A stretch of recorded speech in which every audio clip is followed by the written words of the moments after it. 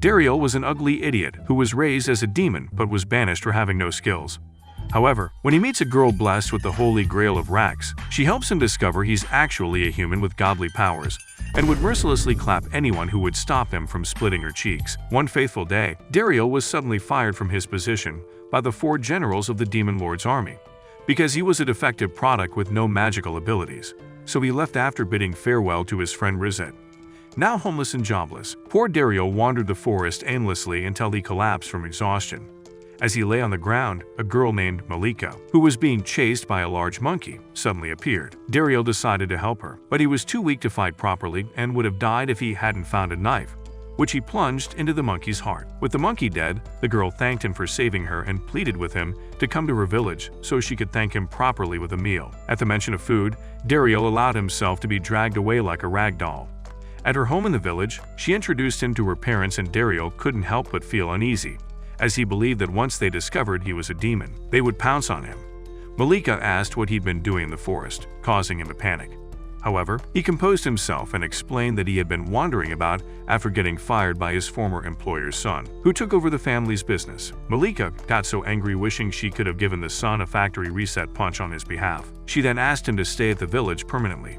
And when her parents backed her up, Dariel wondered if the family had ever heard the term stranger danger. He tried to politely turn down their offer, but changed his mind when his eyes wandered to Malikica's massive melons. The next day, after breakfast, Dariel learned that Malikica's father was the village's guild master, and he wanted Dariel to become an adventurer. Dariel didn't want this because he knew demon spies who got hurt while trying to register with the guild. He quickly tried to find a way around the registration, but Malikica and her father outsmarted him and made him form the contract. Dariel was surprised that the contract had worked, and he realized he was actually a human and not a demon like he believed.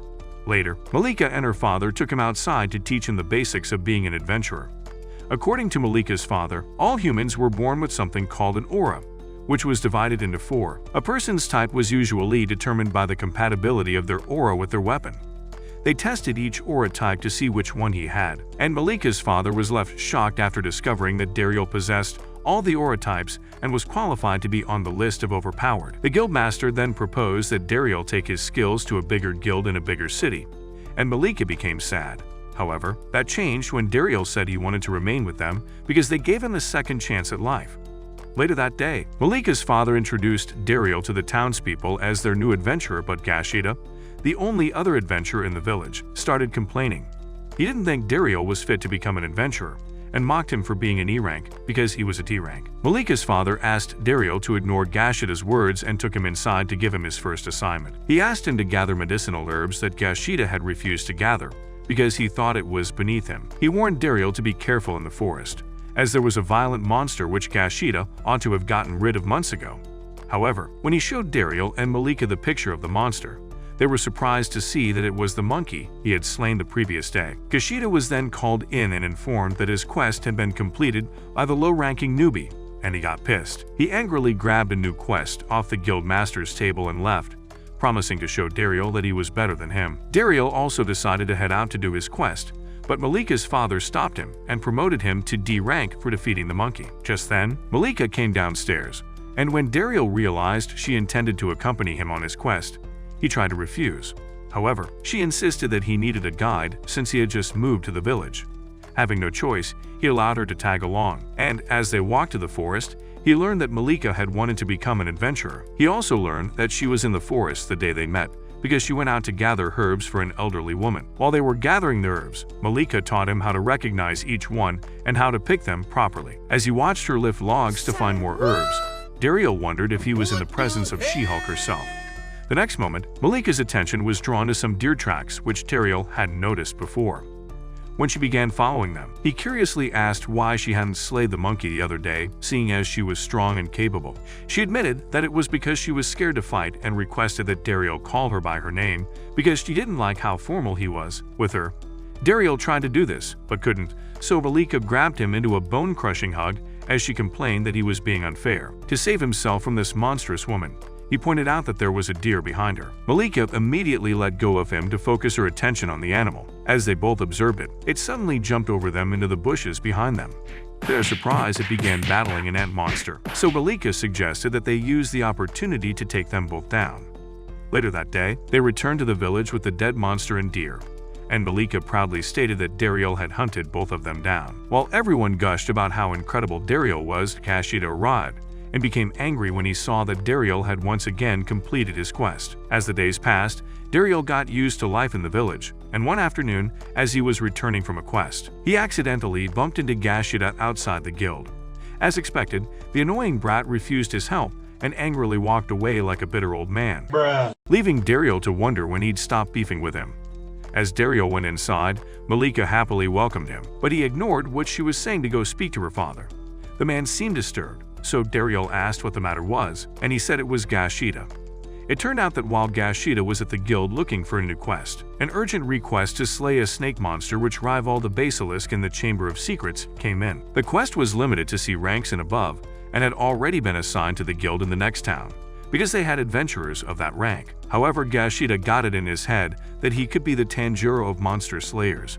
Hearing this, Malikica pointed out that allowing Gashida to interfere with another guild's hunt would cause problems for their guild.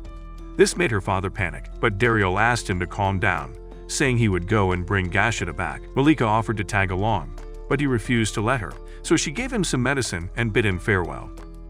Dariel couldn't help but feel uneasy as he ventured into the forest, and that feeling intensified when he came upon the place the monster had passed. Just then, he heard Gashida screaming and turned around to see him being chased by the monster, so he decided to intervene. However, the monster ignored him and continued chasing after that pathetic idiot named Gashida, who tried and failed to land a shot like his role model, Green Arrow, would have. In his defense, the snake's skin was harder than you inside of a sock, so Dariel charged at it and used Slash to blind one of its eyes. This pissed the creature off, so it retaliated by trying to use its tail to slap them away. But Dariel used his Protect Aura to defend against it. Unfortunately, his sword broke to pieces in the process, and Dariel was left contemplating which aura to use next. In what seemed like a split second, he decided to combine Hit and Sting, as he threw a piece of his broken sword into the snake's mouth. To Gashida's surprise, the broken piece exited the monster's throat through the back, and it fell dead at their feet. The next moment, Gashida cried out in pain, so Dariel tended to the bite wound the snake had given him. He also gave him the medicine Malikica had prepared, and as he worked on dressing the wound, Gashida asked how he knew which herb to use. Dariel explained that he'd taken time to learn about herbs from Malikica while gathering them. He made Gashida understand that everything was interconnected and had its importance, so the boy broke down into tears as he realized how stupid he'd been. The following day, Gashida changed the way he treated Dariel and declared that Dariel was his big brother whom he wanted to learn from. Watching Gashida and Malikica bicker over this, Dariel couldn't help but wonder how he had gone from being a failure and a waste of space in the demon army to someone others looked up to. Meanwhile, in the demon lord's castle, Bashbarza questioned Zibantes, his fellow general, about her loss to the hero's party. Zibantes claimed it was because she hadn't been aware that the hero's party had a new member. So Bashbarza asked why she hadn't conducted a proper reconnaissance mission before heading to battle.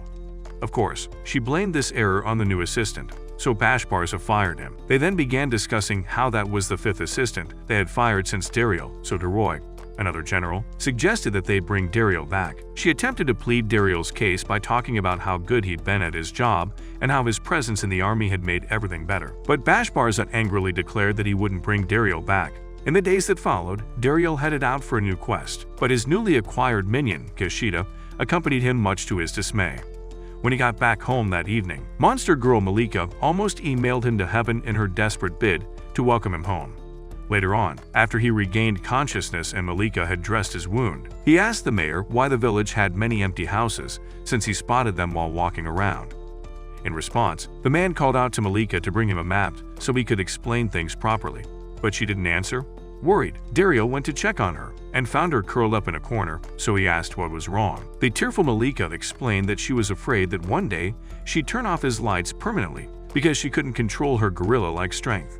Dariel assured her that what happened earlier was an accident and told her that she couldn't truly hurt him because his plot armor was ironclad. Hearing this, she came out of her depressed state and happily rushed to get the map her father had requested. With the map in hand, her father told Dariel the story of the village, saying that once upon a time, it was filled with people and full of life. It so happened that beyond their village was a mine for Mithril, which was a metal with many mysterious properties that was used to create powerful weapons and magical items. The mine used to be run by humans, and since their village was the closest to it, People came and went, using it as a sort of bed and breakfast.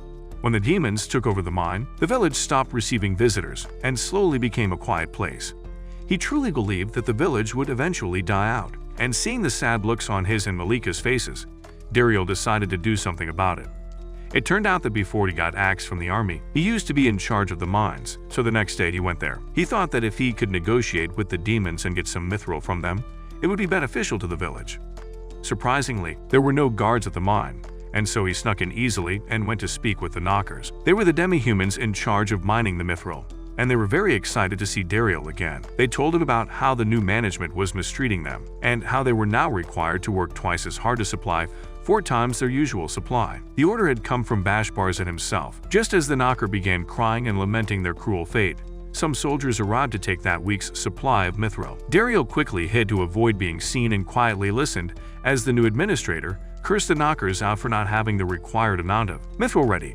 The knockers tried to plead their case, but the pompous Ahole refused to listen and fired a warning shot at them. He said they had no right to speak to him like they were anything other than tools meant to work for the prosperity of demons. He then turned around to leave, threatening to punish them if they failed to deliver the required amount the following day. Annoyed by his stuck-up demeaning attitude, one of the knockers charged at him and hit him on the head with a shovel. He then told Sir What's-His-Face that since he discarded his mama's training, he'd beat it back into him. This made the other knockers cheer him on for standing up to their oppressor, so the angry administrator ordered the soldiers to put all of them down for mutiny. However, as they began chanting their spells, Dariel caused a commotion and saved the knockers. When the dust cleared, he addressed the soldiers, saying it was unheard of for demons to attack non-combatants. Just then, he smelled something strange and realized that in his haste, he'd accidentally grabbed one of the knockers' dirty underwear and used it as a mask. Nevertheless, he refused to back down, so the administrator ordered the soldiers to get rid of him first. Not wanting to hurt the demons since he considered them to be his kin, he sheathed his blade and tied it to the sheath using another knocker's underwear. He then ordered the knockers to hide and began knocking out the soldiers. One of the knockers tried to assist him, but he got kicked out of the way by the soldiers. And that was when Dariel realized that the soldiers were reluctant to harm the knockers. Hoping to change the situation in his and the knockers' favor, he decided to pull a talk no jutsu, and would have succeeded if the administrator hadn't threatened to barbecue the soldiers if they didn't carry out. He then ordered all of them to begin changing spells simultaneously, but was surprised when he noticed that Dariel was knocking them out in order of how long their chants were. Immediately, he ordered that they switch to enchantment magic, but Dariel easily took down the soldier who did and focused his attention on the administrator. Terrified, the spineless coward attempted to hit Dariel with a spell, but Dariel deflected it with his blade and held the blade against his neck. Not wanting to cross over yet, the administrator revealed that he was also a non-combatant and had only been assigned his position by Bashbarza after they met at a party. Hearing that he was facing off against an entitled Nepo baby, Dariel relented and told him that he was disappointed in him for trying to make his subordinates go against their moral code by having them hurt the knockers. He then slashed off a large chunk of his hair, leaving a bald spot in the center of his head, and told him to tender his resignation when he got home. After the coward ran off, Dariel advised the soldiers to retreat, and once they did, the knockers hailed him for being their hero. However, one of them voiced his fear of the demon army's retaliation. His friends assured him that he had nothing to worry about since Dariel was around, and Dariel promised to protect them. Later, when Dariel returned to the village, he informed Malikica's father that he'd recaptured the mines and pleaded with him to keep the knockers safe. The man was shocked by this, but said that he'd send a message to the Centered Guild to inform them of the new developments, and see what happens from there. It didn't take long for the humans to move back and claim ownership of the mines, and thanks to Dariel, the knockers were kept and asked to work as guides. The village returned to its bustling glory days, and the mayor thanked Dariel for coming and changing the fate of their village. Meanwhile, in the Demon Lord's castle, Bashbarza was in his room when Zibantes barged in. He complained about her lack of manners, but she ignored him and asked what the strange-looking orb in the center of the room was. Bashbarza answered that it was a compressed magic weapon, which required a lot of mithril and magical energy to turn it into a mega magic bomb. He was so proud of his invention, and as he began basking in his Einstein-level geniusness, Zibantes dropped the bomb that the humans had retaken the mithril mine. As if that wasn't bad enough, she informed him that he'd been summoned by the Demon King himself to give account of his failure. Having no choice, Bashbarza went before the Demon King, and the king demanded to know why Bashbarza had lost the mines. Bashbarza couldn't speak because he held him in a strong grip with his power. However, he eventually relaxed it and told Bashbarza to apologize for losing the mine. Bashbarza apologized to his king, and the king told him that someone as stupid as him needed to have someone as competent as Dariel by his side, just like his father had done. Hearing himself being compared to someone he considered more useless than Sakura, and not even worth a dime, made Bashbarza angry. Even after leaving the throne room, he continued fuming like a dragon and ended up blowing the hallway up in a fit of rage. Back in Lux's village, Dariel and Malikica sat side by side, and he listened to Malikica talk about how it was the first time she'd seen the village bustling and how she wanted her kids to experience it. When Dariel didn't comment, she summoned the courage to ask him to marry her, but someone cried out, cutting her off, so he left. It turned out to be Gashida, and he was in the middle of arguing with the adventurers from the next town. According to Gashida, their leader, a B-rank adventurer who introduced himself as Fitbitten, had said that they were nothing more than a pair of country bumpkins playing adventurers. The man didn't deny the allegations, and when he saw that Dariel was a D-rank, he mocked them, saying that he was sure that rumors about them recapturing the mines were false. He then told them to leave all the work relating to the mines to his party, as they were only fit to do odd jobs like collecting herbs. Gashida wanted to lash out at him, but Dariel stopped him and asked Titpitin if it was his party that had been charged with slaying the snake monster. Titpitin was surprised that he knew this, and Dariel told him never to insult Gashida again, when it was their incompetence that led to the snake crossing into their territory. As he turned to leave, Gashida rubbed it in their faces that Dariel was the one who took down the snake they couldn't, and they were surprised. The visitors who heard this hailed Dariel, saying he deserved to be an A-rank adventurer, and this pissed Titpitin off more than he cared to admit. That night, the village threw a feast, and while everyone was wining and dining in the mayor's house, the drunk Gashida told Malikica all the things Titpitin said. Without hesitation, this bloodthirsty simp pulled out her knife and declared that she would end Titpitin for trash-talking her man. As Dariel tried to hold her back, her father mentioned that adventurers only gain high ranks to prove their worth, so it made sense that Titpitin would look down on those ranked lower than him. This statement pissed Malikica off more, and she angrily said that she wouldn't forgive anyone who disrespected her husband. As soon as she realized that she'd referred to Dariel as her husband, she became embarrassed and excused herself to go to the kitchen. The following day, a representative from the Centered Guild came to speak with Dariel to ask for his help in negotiating with the Knockers. The man's name was Bestford, and he told Dariel that the Knockers had said they would only negotiate with him. Dariel agreed to help him, and after they got to the mines, he asked the Knockers to hear Bestford out, and they agreed. Bestford was shocked by how easily the Knockers gave in to Dariel, but he snapped out of it and thanked him, saying he could handle things from there. As Dariel exited the mine, he ran into Titpitin's party and learned that they were there as Bestford's bodyguards.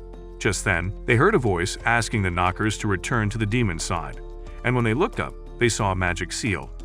Recognizing the voice, Dariel excused himself and rushed off to find the demon it belonged to so they could talk. The demons were surprised to see him, but Rizet ensured that a fight didn't break out by putting up a water wall and asking his subordinates to withdraw. Once they were alone, Dariel approached Rizet, revealing his identity to him, and the bespectacled demon became overjoyed. After that, the two settled down to talk, and Dariel revealed that he was a human, surprising Rizet. As they discussed more, Rizet told him that the demon army was in shambles thanks to that idiot firebender Bashbarza. He pleaded with Dariel to return and set things right, but Dariel said he couldn't do that for obvious reasons. Rizet assured him it didn't matter and tried to convince him to change his mind by saying that Lady DeRoy had been searching for him. Still, Dariel refused because he didn't want to turn his back on Malikica and the others, so Rizet decided to take him back by force. He wrapped Dariel in water, but was surprised when Dariel freed himself by cutting the water with his swords. He reaffirmed that he wasn't going to return, but said he had a plan that could benefit both sides. He took Rizet to see Bestford and proposed that the humans and demons enter a Mithril contract. Bestford didn't see what good selling Mithril to the demons would do, but Dariel explained that it would prevent bloodshed in the case that the demons decide to retake the mines by force. Rizet assured him that the demons were willing to pay any amount necessary to get the Mithril, and just as Bestford was about to agree to the deal, Titpitin spoke up. He said he wasn't in agreement with selling the Mithril to the demons and trying to attack Rizet, but Dariel intervened, using Protect. Annoyed, Titpitin pulled back and told Bestford not to go along with the deal, but Bestford said he hadn't asked for his opinion. He then returned his attention to Rizet, and Titpitin had no choice but to watch in annoyance as the deal was made. Days later, Rizet and Dariel stood on the top of the mine walls, and Rizet thanked him for making the Mithril deal possible, as well as giving him a chance to apologize to the knockers on behalf of the demons. Dariel brushed his appreciation aside and said he'd done because both sides were important to him, as he'd been raised by a demon, even though he was human. Later that day, Dariel received a request from Bashbarza to reopen the Mithril workshop in the village. However, when he arrived there, he saw that Tippitin had taken over the place. The smug son of a gun made it clear that Dariel's involvement wasn't needed, and used the fact that he was higher in rank to stop him from complaining. When Dariel returned home, he told the mayor what happened, and the man explained that Tippitin was taking revenge on Dariel, since he believed they lost the job of guarding the mine because of him. Just then, Malikica rushed over and engulfed Dariel in one of her bone-crushing hugs before she revealed that an old lecherous geezer who was visiting the village had touched her melons. Dariel became enraged by this, so he accompanied her to where the man was and was horrified by the scene. Fortunately, she hadn't committed murder and had only smashed her tomatoes on his head. However, when the man sat up and told Malikica that she was overreacting, she wished she'd listened to her demons and actually iced the old gooner. Dariel then addressed the man, saying he'd crossed a line, and the old man asked what an incompetent adventurer like him intended to do to him. Malikica almost bit the man's head off, but Dariel restrained her, so all she could do was complain about the old man's disrespect towards Dariel. In response, the old man said he'd called Dariel incompetent, because he could tell from one glance that his sword was over-sharpened. Dariel was surprised to hear this, but Malikica refused to back down and boasted that Dariel had used that same dull sword to defeat a big monster. Intrigued, the old man grabbed both of Dariel's hands and explained to the confused god that he was trying to check his aura type.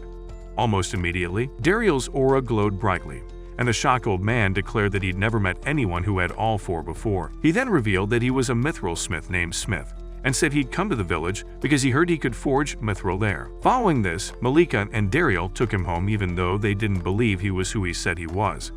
To prove his legitimacy, Smith provided them with the letter he'd received from the Centered Guild, asking him to come there. After confirming that it was indeed from the Centered Guild, Dariel told Smith that he couldn't take him to the smith because it was being run by the adventurers from the next town. Smith managed to deduce that Dariel couldn't make Tippitin leave because he was ranked higher than him, so he said he'd negotiate with Tippitin himself. His negotiation turned out to be an exaggerated groveling style, which involved Smith being all up in Tippitin's personal space, wanting the mothball fragrance ambassador to leave him alone. Tippitin had no choice but to permit him to use the workshop.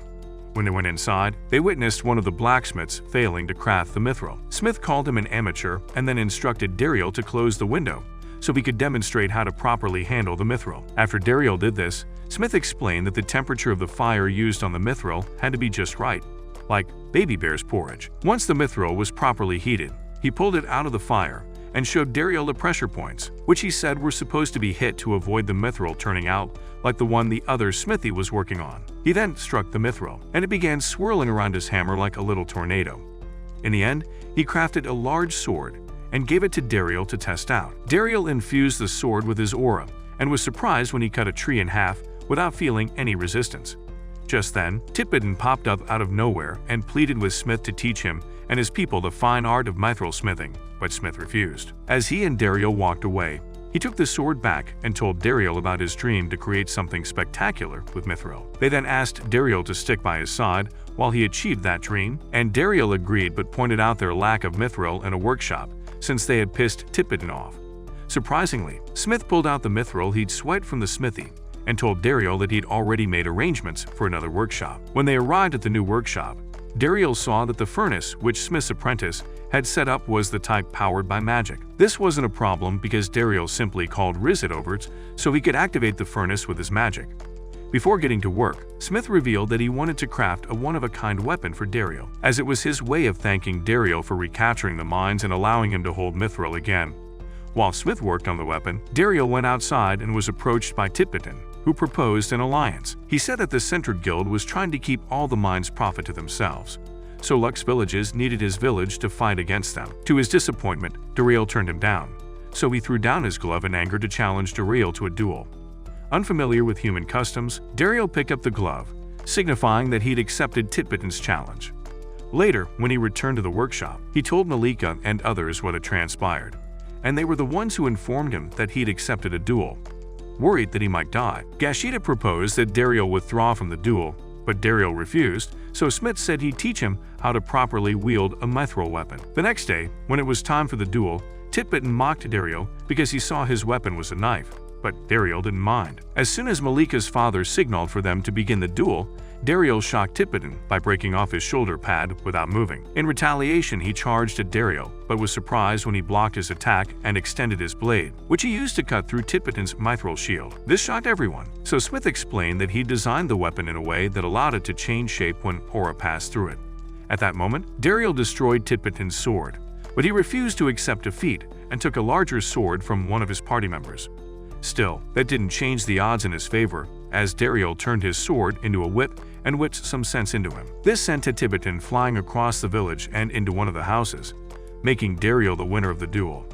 Later, Bestford brought Titbitten and his friends to apologize to Dariel, and Dariel told them that he'd forgive them if they helped to rebuild the houses which had been damaged during the duel. Bestford thanked Dariel for his leniency, and then extended an invitation for him to join the Center Guild. That night, as Dariel sat in the sauna weighing his options, Malikica walked in and sat next to him.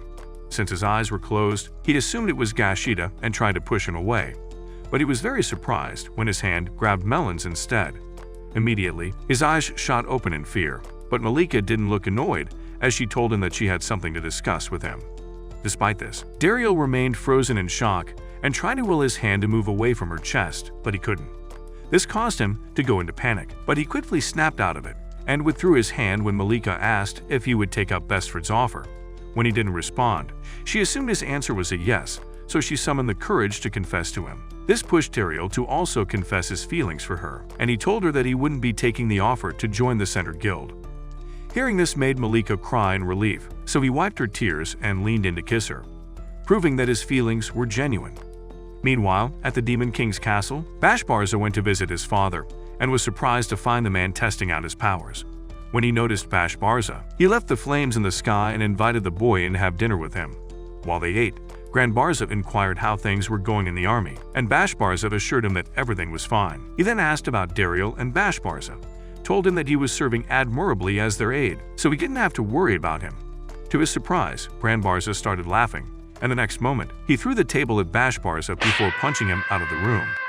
The young demon was surprised by his father's sudden brutality, so his father revealed that he was aware of all the stupid decisions he'd made, including firing Dariel. He demanded that Bashbarza find and reinstate Dariel, but he refused, saying he would prove to his father that he didn't need Dariel to achieve success.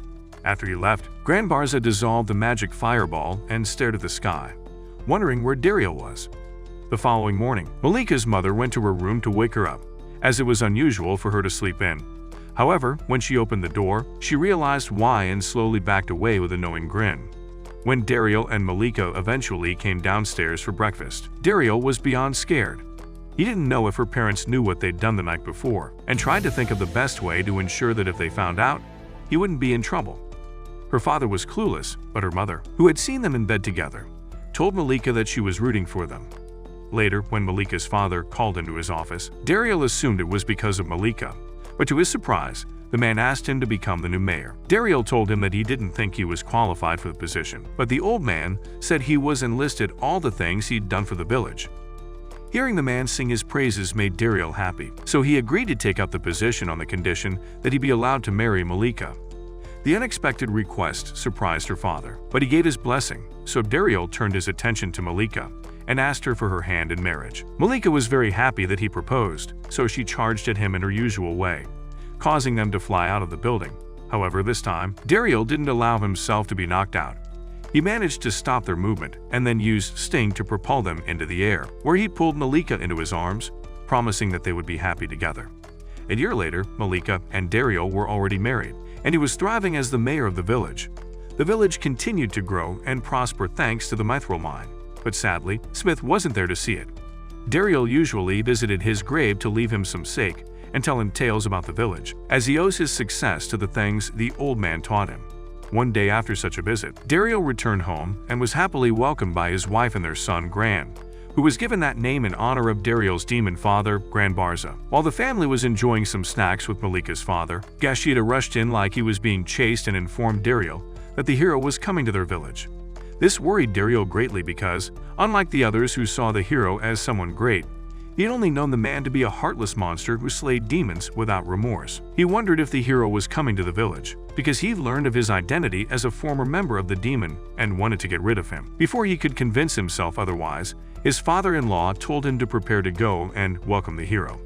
Seeing as he was the mayor, he couldn't refuse, so he covered his face with a cloth as he waited for the hero's carriage to arrive. Before the hero stepped out of the carriage, Dariel gripped his knife, since he'd made up his mind to defend himself in case he was attacked. However, he was surprised when the person who exited the carriage turned out to be a girl. He approached her with Gashida, and she thanked him for accommodating her and her party on such short notice. She introduced herself as Lady, the new hero, while her friends introduced themselves as Sesha and Sato.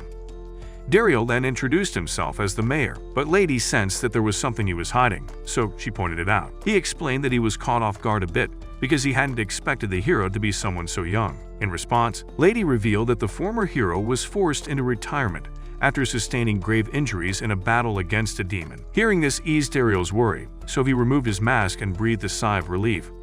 Unfortunately, Lady misinterpreted his reaction, so she asked if he was one of those who judged people based on their age or gender. Realizing what she meant, he quickly apologized for his rudeness. Eventually, he composed himself enough to take them on a tour of the village, and as they walked, Sato mentioned that the village held the key to defeating the demon lord. Curious, Dariel asked what she meant, and Lady told him she was referring to the Mithril weapons. Additionally, she said she wanted to request a Mithril weapon made to order, making Dariel realize that the purpose of their visit was the Mithril.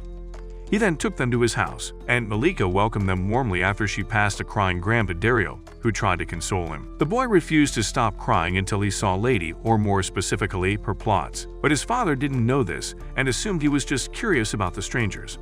Lady requested to hold the child, and as she cradled him in her arms, he surprised everyone by boldly grabbing and playing with her built-in pillows. Dariel immediately apologized on his son's behalf, but told himself that the boy's actions were proof that he was his son. The following morning, Dariel took Lady and her party to the Mithril workshop and introduced them to Sakai, Smith's former apprentice who was now the head of the workshop. Like his master, Sakai could tell a person's aura type by holding their hands, and he did this to Lady. After determining that she had the slash aura, he ordered his people to begin producing her weapon. With that out of the way, Lady told Dariel about their second objective, which was to find the One Piece. Pause. Sorry, a new member. Gashida happened to walk in just then, and since he heard what she said, he told her to leave it up to him. A little while later, all the able-bodied adventurers in the village gathered outside, and Malikica's father declared that the first Heroes Party selection tournament was open. He explained that the selection process would be through a head-to-head battle pitting all of them against the Heroes Party.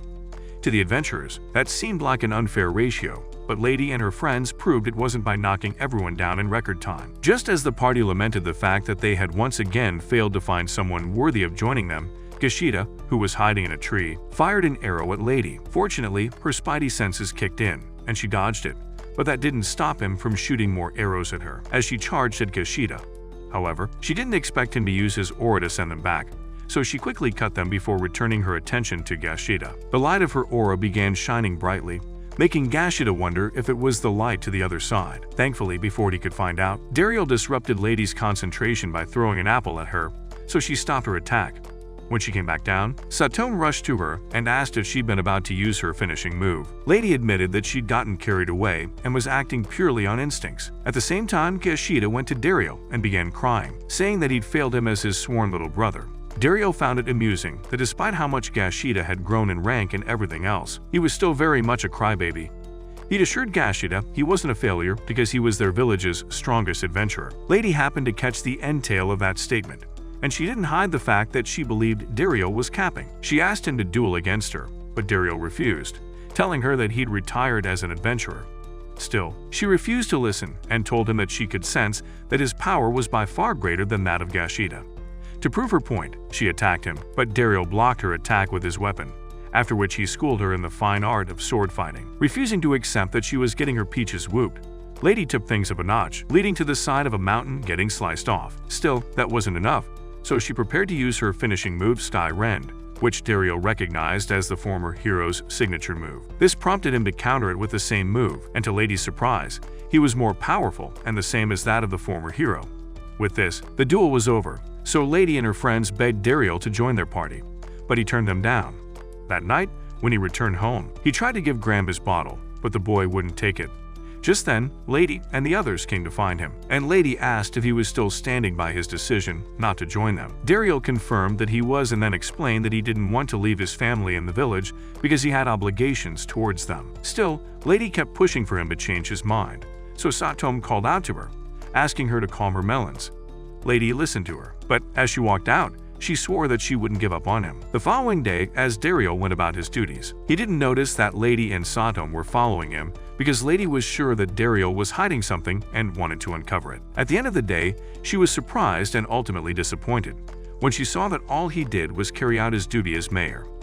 That night, she called Dariel outside to speak with him and asked where he'd learned the move he used to counter her Skyrend. Dariel told her that he'd simply copied her move, but she didn't believe him and told him that the only person who had ever used that move the way he did was the former hero, Alanto. This revelation surprised Dariel, as he'd always believed that the move was a common one because of how often the previous hero had used it. Just then, Lady held her sword to his neck, demanding to know who he truly was, but she didn't give him a chance to respond and attack. Dariel easily evaded the attack, and since she'd never heard of Ultimate Instincts before, she pointed out how unusual it was that he could read her moves. She then said that someone as strong as he ought to stand by her side and fight the demons to protect their people. This made Dariel tell her that the demon army only fought to drive away the hero who wanted to slay the demon king, and if the hero stopped attacking, they would back off.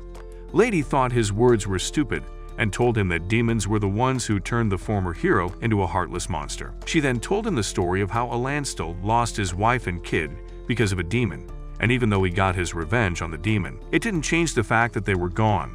After listening to her, Dariel told her about his fight with the demons in the mine and said that they had been reluctant to attack the Knockers, who were non-combatants. He also talked about Rizet's efforts to make things right with the Knockers, hoping to get her to see that demons weren't as heartless as everyone believed.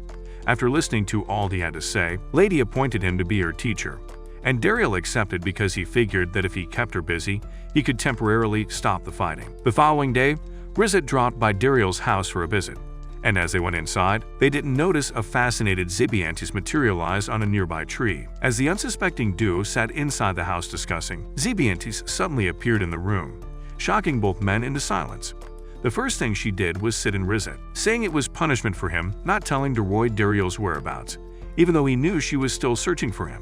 Just then, Malikica came to bring them drinks, but overheard Zibantes insulting Dariel and became pissed. Sensing his wife's anger, Dariel tried to convince her not to do anything to Zibantes, but Malikica ignored him and let the bottle cork fly close to Zibantes' face and into the wall behind her. This action put the fear of the unknown back in the demon general, and then Malikica told her to get her flat behind off of Rizet. After both demons had taken their seats, Dariel nervously asked Zibantes what she'd come to do in his village. She explained that she was after the Mithril and had followed Rizet because he was the only one who could lead her to it. She then demanded that he give her all the Mithril they had, but Dariel refused, stating that he didn't want to do anything that would undermine all the hard work Rizet had done.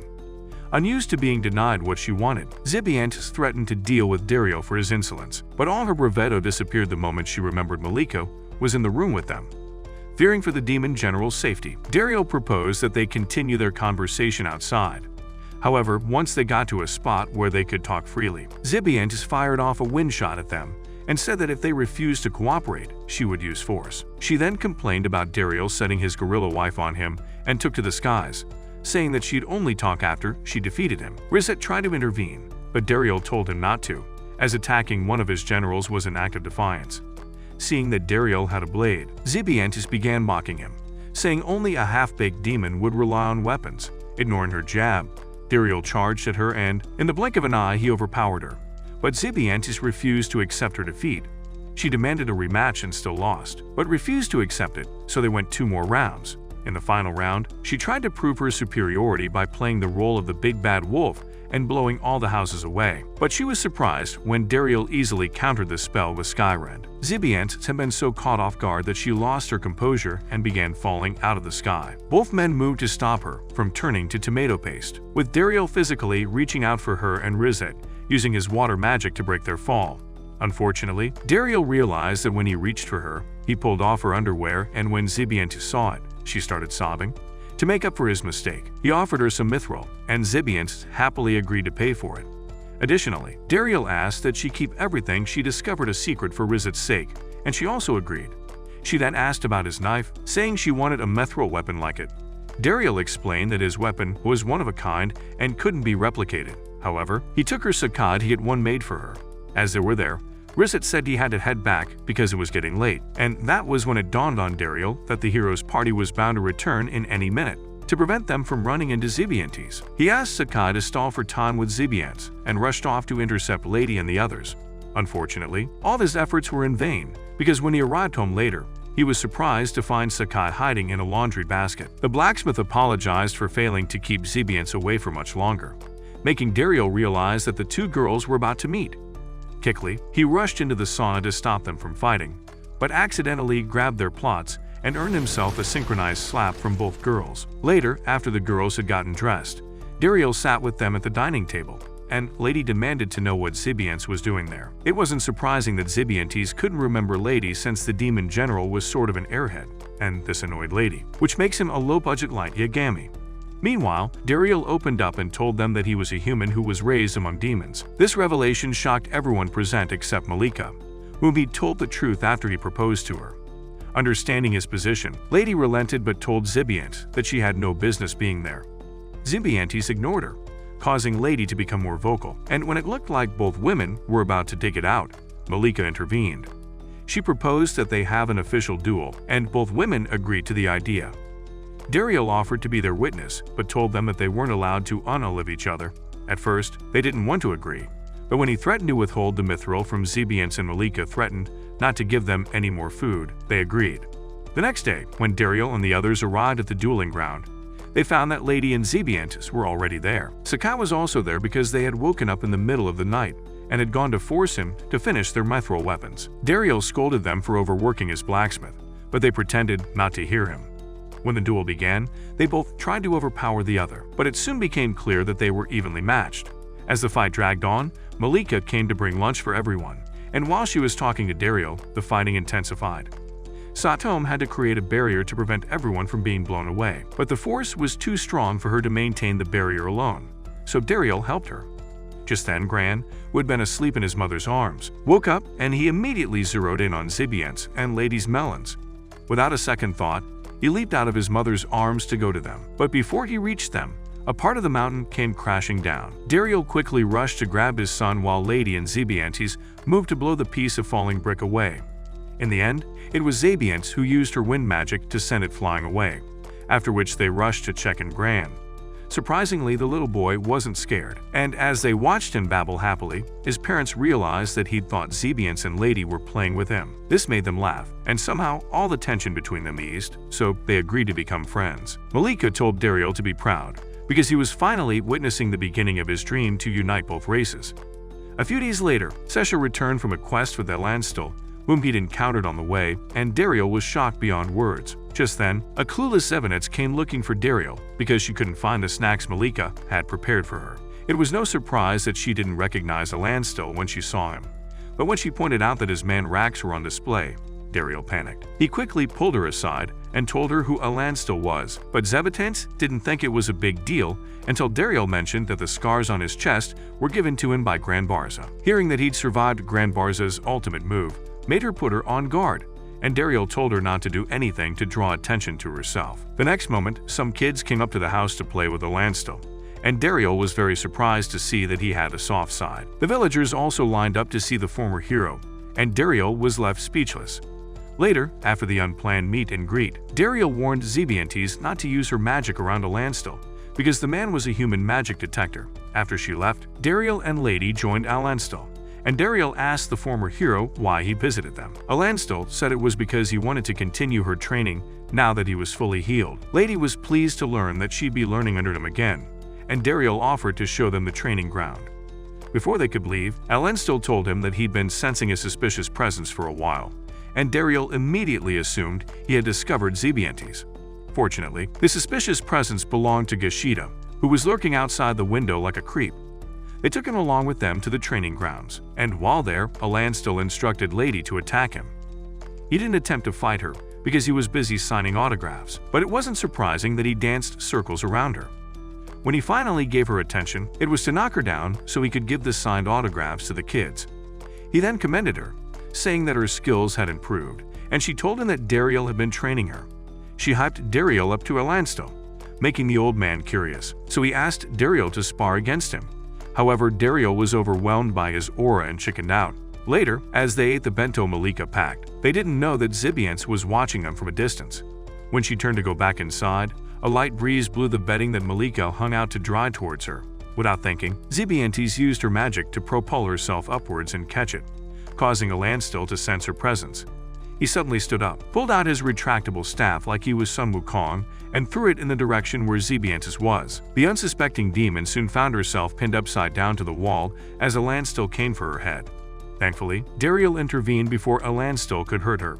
But Alanto wasn't ready to leave her alone. He told Dariel that they would spar after he finished Zibantes off. But Dariel refused to leave and tried to talk the former hero out of hurting Zibantes. What ensued was a fight that sent Dariel flying, but he pulled Zibantes along with him, using his Mithril weapon. Before they could catch their breath, Alanto threw a piece of broken wood at Zibantes, so Dariel pulled up a piece of the stone ground to act as a wall. The wood broke the stone in half even though Dariel had used Protect on it. Just then, Lady and Gashida arrived, but Dariel screamed at them to stay away, because he didn't want them to get hurt in the clash. When Alanto reached Dariel, he asked him to become the new hero, because he was almost as strong as he was, given the fact that he had all 4 aura types. Dariel refused, so Alanto decided to use his Emperor's Sky Rend against him. But Dariel surprised him by defending himself with the same move. Unfortunately, Dariel's Sky Rend wasn't as strong as Alanto's, so it gave out, allowing Alanto's Sky Rend to hit him.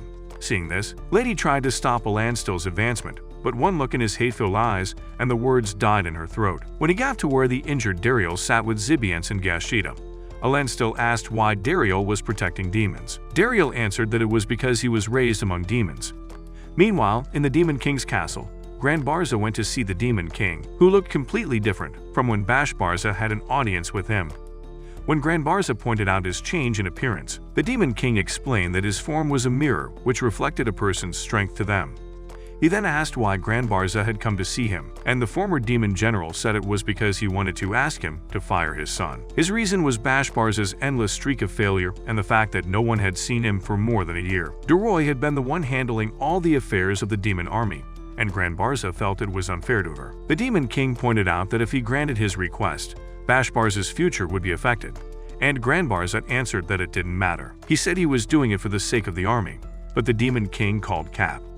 He said that Barza was just angry because Dariel, who was more precious to him than Bashbarza, who was his flesh and blood, was fired. This made Barza think back to the past when the fallen general of water, Basilisk, told him where to find a weapon that could destroy Alanto. When Barza went to the location, he was surprised to find a baby, and since he could not leave him alone, he took him and named him Dariel. Back in the present, Barza told his king that both his boys were precious to him, so the Demon King told him where to find Dariel. However, he warned that Dariel wouldn't want to return because he'd made a life where he was. He also told him that Dariel possessed all 4 types of aura like Alanto, and this made Barza come to a realization.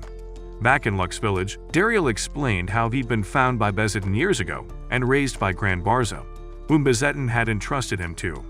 After hearing this, Alanto asked for Dariel's age, and when he told him, Alanto walked up to him and hugged him, saying he was his son.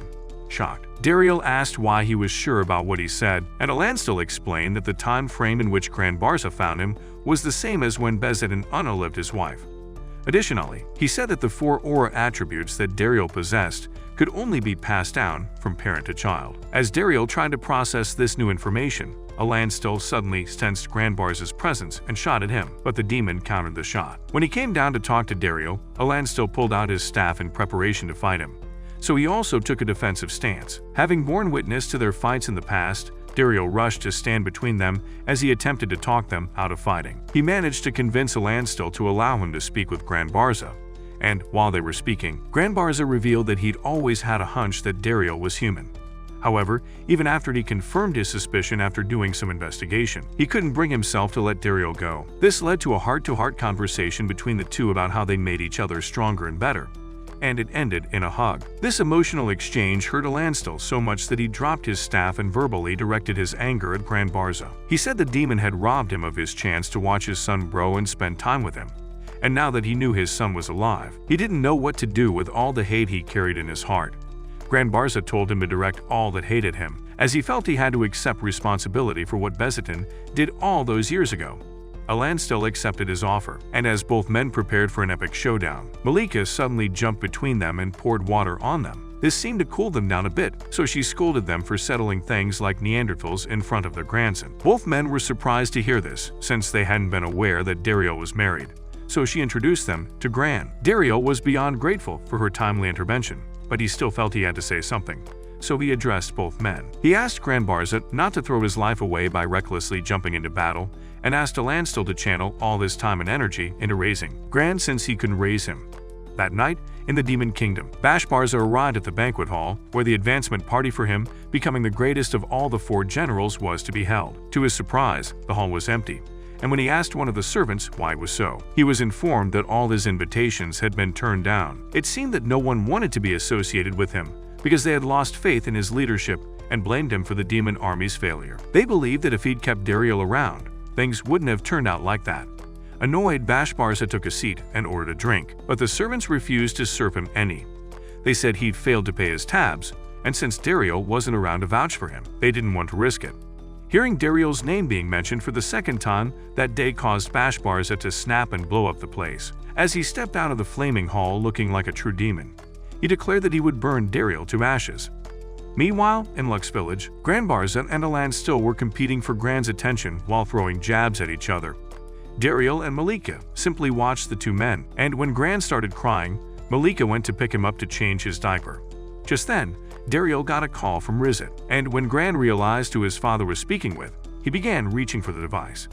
Dariel gave it to him, so Gran complained to Rizet in the best way that he could that he was being harassed by 2 bearded men. Rizet immediately declared vengeance on the men, but when he discovered that it was Barza and Alanto, he became scared. After the very eventful call, Malikica served dinner, and while everyone ate, Dariel served wine to Alanto, Barza, and Malikica's father, who he learned was named Invil.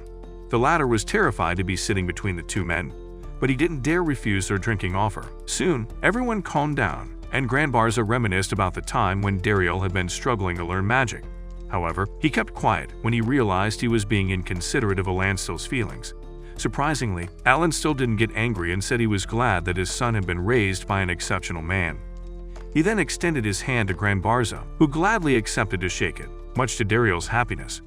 Later that night, as Malikica applied ointment to his wounds, she told him that if Alanto wasn't his father, she'd have shown him why her mentor was Saitama. Dariel laughed at this, but she told him to learn to be more careful going forward, because he could become the next plot twist. After she left the room to finish cleaning up, Zibantes came to visit him.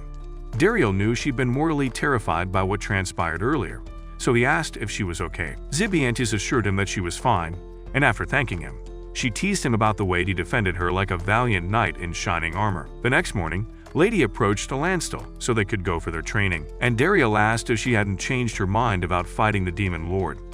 He pointed out that with everything that happened the previous day, she'd seen proof that not all demons were bad, but Lady said that she'd still fight. She told him that it was the hero's duty to defeat the Demon Lord, so Alanto decided it was time she learned the truth. He admitted that the real reason the humans wanted to defeat the Demon Lord was because he possessed the greatest wisdom and power in the world. They truly believed that snuffing him out would give them access to the magic he bestowed on the demons and make them the most powerful beings on Earth.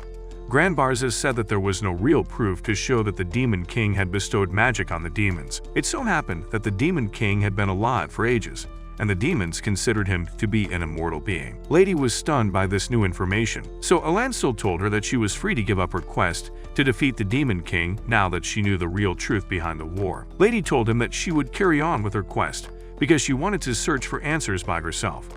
Just then, a loud banging sounded from the front door, and when Dariel went to open it, he saw Gashida, Fitbitten, and the rest of his party. They told him that the mine was under attack by a monster, so Dariel gave Gashida in order to gather reinforcements. He then asked Zibantes to transport them to the mine with her magic, and she agreed. When they got to the mine, they saw that it was being attacked by a flame monster. Thankfully, all the personnel had gotten out safely, but the knockers were still trapped inside the mine. Immediately, Dariel charged at the flaming mine, praying desperately that his friends were still alive. Just then, he noticed Alanto running beside him, and the former hero said he wanted the chance to look out for him since he was his son. Back at the entrance, as Lady charged at the monster, she ordered her party to follow her, and requested that Zibantes provide magical support for them. Unfortunately, it didn't matter because the monster was stronger, and would have turned Lady and Sesha into roasted chicken fingers if Satom hadn't intervened. Still, the flames were too strong for the poor girl to handle alone, so Barza absorbed them and asked the monster, whose name was Salamandra, to go flame for flame with him. At the same time, Dariel and Alanto learned that the knockers were still alive and decided to join the fight. They charged at the monster and hit it with their Emperor's Sky Rend, knocking it out of the sky. Dariel then went to stand before it and stretched his hand out, as though he was trying to gain its trust, but Salamandra just stared at him and flew off. Everyone then gathered around Dariel, and Barza told them that he had to return to the Demon King's castle. He asked Zibantes to fly him there because his magic energy had depleted during the fight, and she begrudgingly agreed. As they flew away, Alanto reminded Dariel that they had to go save the knocker, so he left Lady and the others. The knockers were extremely grateful that Dariel had saved them, but Dariel couldn't help but feel like he'd failed to protect everyone. As if he'd been reading his mind, Alanto called Dariel's attention and told him not to be too hard on himself because those who stood at the top often borrowed power from those around them. Just then, Geshida arrived with Sakai, who was dragging a cart full of relief supplies, and Dariel relaxed a bit. A few seconds later, he was informed that one of the workers who had sought shelter inside the mines was nowhere to be found, so he offered to search for him with the knocker's help. Meanwhile, Barza and Zibantes arrived at the Demon King's castle and went straight to Bashbarza's room. The young demon was sitting on the terrace drinking tea, and he asked his father why he'd come without prior notice. Barza didn't even beat around the bush and straight up asked Bashbarza if he'd gone into the Room of Secrets. Initially, Bashbarza pretended not to know what he was speaking about, but when Barza angrily punched the wall, his memory suddenly came back. He admitted that he'd snooped around the place a bit, so Zibantes asked what the room was. Bashbarza explained that it was a hidden room which housed every hex ever created, because their ancestors got it in their heads that hexes were dangerous. His father then asked if the hex he'd used was the one which forced magical beasts to serve a person, as he'd sensed some of his will in Salamandra. It turned out that he'd spent the year he disappeared searching for magical beasts. Bashbarza didn't respond, so his father began lamenting the fact that he'd been so blind to see what his son had turned into. He said that Bashbarza was different from Dariel in the sense that he'd been born with powerful magic. However, he'd chosen to let that power go to waste. To Bashbarza, his father had indirectly called him a waste, so he got pissed and lashed out at Barza. He said he knew he was fraternizing with the enemy, since he'd seen him through Salamandra's eyes, and Barza was shocked. He hadn't expected that Bashbarza had also used the hex of spirit synchronization magic, as it weakened the caster's body and ate away at their mind. He called a reckless fool and said he was unworthy of being one of the 4 generals, but the boy didn't care. Annoyed, he punched the floor, causing a streak of fire to head in Bashbarza's direction, but Bashbarza quickly summoned Salamandra. He then got on the flame monster and said he was going to get rid of Alanto and Lady for good. Meanwhile, deep in the mines, Dariel and 2 knockers were searching for the missing worker when a face suddenly appeared in the wall. The face asked about Dariel, and he immediately grabbed the knockers in an attempt to flee, but the face closed the path. Having no choice, Dariel revealed that he was the one the face was looking for, and the face told him that he was to blame for Salamandra setting his body ablaze. He explained that Salamandra reflected the rage of his caster, and asked that Dariel give him the piece of his body that he carried. What he was referring to was Dariel's Mithril knife, and when he saw it, he was impressed. He then stretched out his hand to remove some of the restrictions present in the structure of the Mithril. Dariel inquired who he was, and he told him that he was the magical earth beast Jiganto Matcha. Before retreating into the wall, Jiganto Matcha informed Dariel that Lux Village was about to become a battlefield. Just then, the missing worker called out to them, and as the knockers celebrated finding him, Dariel received a call from Barza. He informed Dariel that Bashbarza was behind the attack on the mine and warned him of his plans. A little while later, Dariel returned to the village, and Malikica placed his wedding ring on his finger, saying it would protect him. Dariel promised to come back to her and then left to join Lady and the others to await Bashbarza's arrival. When he eventually arrived, Dariel attempted to reason with him, but Bashbarza wasn't interested in doing that. He made it very clear that he'd come to make Dariel suffer a gruesome fate by ensuring that everyone he loved died. So Dariel declared that he wouldn't let him. Ignoring Dariel's words, Bashbarza ordered Salamandra to burn the village down, but Dariel used his whip to stop it from flying off. Seeing this, Bashbarza said he was laboring in vain, but Zibantes, who had just arrived with Barza, aided Dariel with her wind magic, proving that teamwork was the best. Dariel and Bashbarza then began fighting, and as they fought, Bashbarza revealed his plan to bring calamity on humans after getting rid of the heroes. According to him, that would be his way to surpass his so-called father and become the strongest general to ever live. Dariel promised not to let him succeed, so Bashbarza charged at him and they started fighting again. Dariel managed to hold out and defend himself, but Bashbarza still slammed him into the side of a mountain. He then stood before Dariel and told him the tale of how he found the hex and traveled the world to find Salamandra and make him submit. To his surprise, Dariel congratulated him and praised him for achieving such a feat, but Bashbarza got annoyed. He tried to hit Dariel point blank with a powerful spell, but Dariel countered it with his Emperor's Skyrend. This resulted in an explosion, and when the smoke cleared, Dariel witnessed Bashbarza growing horns and a tail. Meanwhile, the others were working together to restrain Salamandra, and Alanto said he'd never expected to see the day when humans and demons fought side by side. Back in the mountains, Bashbarza charged at Dariel, and as they clashed, he complained about how Dariel had everything, and he didn't. Dariel argued that Bashbarza was mistaken, but the demon boy was far too angry to listen. As he prepared to hit Dariel with a large fire spell, Dariel hit him with a larger Emperor's Skyrend. When the smoke cleared, he saw that Bashbarza had transformed further and now resembled a magical beast. In a split second, he grabbed Dariel by the neck and slammed him about like a lifeless doll. When he smashed him into the side of another mountain, Dariel tried to appeal to him, saying that if he didn't stop, Barza would be troubled.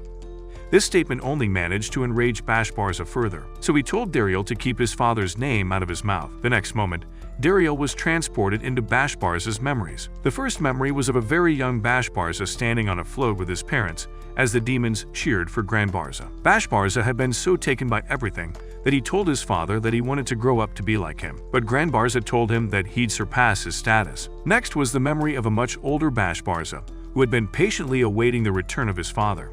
However, his excitement depleted when he saw that Barza returned home with Dariel and asked him to see him as his older brother. The young Bashbarza had become jealous, knowing that all the time his father was away from home, he had been with Dariel. Because of this, he told his mother he wanted to join the army, but she refused and sent him to the Magic Academy instead. Still, that didn't deter Bashbarza, so he asked his mother to grant him one wish if he finished at the top of his class. His mother agreed, but when she learned that his wish was to join the army, she became pissed and complained about how he also wanted to abandon her. Despite this, Bashbarza still joined the army, and when he was given his father's position, his father told him that he'd assigned Dariel to him. He said that meeting Dariel was the greatest stroke of luck for him, and he wanted to transfer that luck to Bashbarza. Additionally, he wished that both of them would look out for one another like real brothers, but all Bashbarza took from this was that his father preferred Dariel over him. Back in the real world, Bashbarza declared that if he didn't finish Dariel off, then his life would be worth nothing. Dariel didn't seem to mind, because after seeing Bashbarza's memories, he realized he was nothing but a sad, lonely boy, and he began to pity him. Unknown to him, Bashbarza could hear his thoughts because of the spirit synchronization magic, and he told Dariel that he didn't want his pity. This made Dariel realize that Bashbarza could hear his thoughts, so he decided to share his own memories with him. But before that, he told Bashbarza about Alanto. He said they were similar in the sense that Alanto believed Barza had stolen his son from him, when in truth, Dariel had always felt like he was a burden and could never really relax because he also felt out of place. His coping mechanism was to smile and always do what he was told so that he wouldn't cause problems for Barza. However, when he met Bashbarza, it finally dawned on him that he wasn't lonely because Barza and Bashbarza were his family. Seeing this, Bashbarza realized that he'd misjudged Dariel, and as he let go of his anger, his beast features fell away. Dariel then extended his hand, saying it wasn't too late for them to start over. Bashbarza reached out to take his hand, but he was suddenly overwhelmed by the synchronization hex. At the same time, Salamandra began absorbing the wide-range annihilation spell that Bashbarza had cast earlier but failed to use. Seeing this, Barza realized that the connection between the beast and his son had been severed, and it was about to go on a rampage. Bashbarza also came to this realization, so he zoomed off to where Salamandra was and fused himself to it using a fusion hex. He then mentally commanded the beast to fly away from the town just as Dariel arrived. Barza told them that in a matter of minutes, Bashbarza would lose control of the beast completely and his body would fuse with it permanently. As Salamandra flew to God knows where, Bashbarza accepted that what was about to happen to him was his karma for being stubborn. However, he was glad that he'd gotten to speak with Dariel and let go of all his anger. The next moment, he was forcefully detached from Salamandra, and when he looked down, he saw that Barza was attempting to use the spirit synchronization magic hex on the beast. Just as he screamed at his father to stop, Dariel came flying out of nowhere and hit Salamandra with his Emperor's Skyrend. As the light engulfed the beast, the memory of a young Bashbarza smiling with his father suddenly popped up. When it passed, Dariel was floating beside Zibantes, who was using wind magic to keep him afloat, as they watched father and son, who were also being kept afloat by her magic embrace. Meanwhile, Malikica was home preparing a feast for when Dariel returned victorious, and the moment she sensed him coming, she rushed outside to greet him. Dariel expected her to tackle him to the floor as usual, but Malikica surprised him by gently hugging him to her bosom. Later, Bashbarza went before the Demon King and admitted all his faults, saying he knew he'd done wrong. The Demon King then gave him two choices. Either he would retake his position as one of the 4 generals or go to hell and suffer for the crimes he had committed. Bashbarza chose to go to hell because he didn't think it was fair for his crimes to go unpublished. So the Demon King banished him instead, since he'd only been trying to test if he was truly remorseful. After leaving the throne room, Bashbarza found his father waiting for him, so they both went to Dariel's place together. As the party went on, Lady approached Bashbarza and told him that his tantrum had caused damage to the mine and had injured a lot of people. Bashbarza sincerely apologized for what he'd done, and Grand Barza also threw in an apology since he was his father. Just then, Gran woke up, and when he saw Bashbarza, he reached for him. So Dariel gave the kid to him. He told Gran that Bashbarza was his older brother, and Gran surprised everyone by saying Bashbarza's name. This made the demon happy, so he declared that he would atone for his sins because everyone present was precious to Dariel, whom he had acknowledged as his older brother. Hearing this, Gashida wished him luck, and Dariel introduced the two of them to each other. Seeing Bashbarza interact with Gashida gave Dariel an idea, so he asked Gashida to make a family portrait for him, after which they carried on with the celebrations. The following day, Bashbarza left to begin his quest for atonement, and Dariel wished him well. If you were given the chance, who would you pick? Melon Ambassador Malikica or the first runner-up, Zibantes? If you've gotten this far and liked the video, comment Melon Supremacy. Also, check this next video right here, you just might like it.